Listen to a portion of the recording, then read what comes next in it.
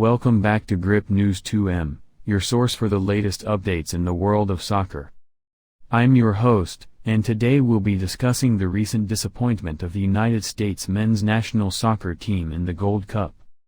Ever since B.J. Callahan took charge as the interim coach of the USMNT, expectations were high for the team's performance in the Gold Cup.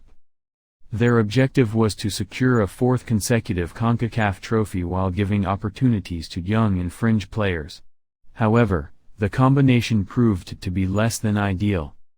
The absence of European-based stars, who needed a well-deserved break after a long club season, added to the challenge. Unfortunately, the tournament did not live up to the team's aspirations. When the United States crashed out in penalties against Panama in the semi-finals, many fans were left unfazed. It became clear that the performances in the Gold Cup would have minimal impact on the future success of the program. Nevertheless, for Coach Callahan and the players involved, the failure to advance to the final against Mexico still stings.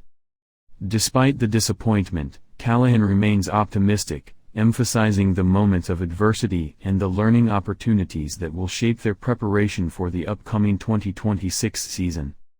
The USMNT faced an uphill battle throughout the tournament, facing extended playing time and grueling schedules. Just 3 days after a penalty shootout victory against Canada, they found themselves in a similar situation against Panama. The game remained goalless, but fatigue began to take its toll.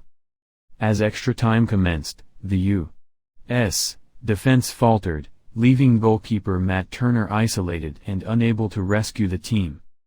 In the subsequent penalty shootout, the Americans fell short, with both Ferreira and Turner missing their chances.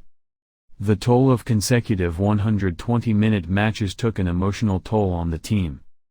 Despite the disappointing result, the tournament experience provided valuable lessons for the players, particularly for Matt Turner.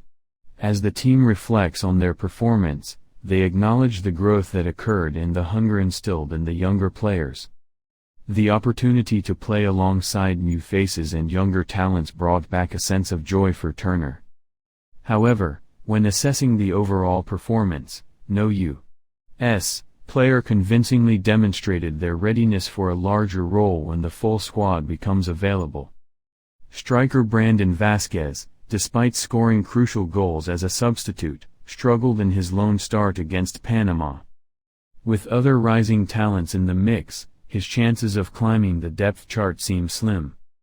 Similar sentiments apply to Ferreira, whose positional versatility and effort made an impression but not enough to secure a significant role. Center-back Jalen Neal showcased promise, but he still has a way to go before becoming a first-choice option. Right-back Brian Reynolds showed potential but faces fierce competition. In midfield, players like Gianluca Bizio, James Sands, and Georgi Mihailovic performed solidly, but the gap between them and the established midfield trio of Reyna, McKennie, and Musa remains evident. Cade Cowell displayed glimpses of brilliance but lacked the finishing touch. Until he refines his end product, he will struggle to secure a spot in the first-choice team. Alejandro Zindiges, who appeared to be on the cusp of a breakthrough, was disappointed in his 4 starts before sitting out the semi-finals due to injury. Looking ahead, the next U.S. game against Uzbekistan on September 9th in St. Louis will mark Greg Berhalter's return. Some of the players from the Gold Cup may find themselves on the roster, but only Turner and center-back Miles Robinson seem likely candidates to start.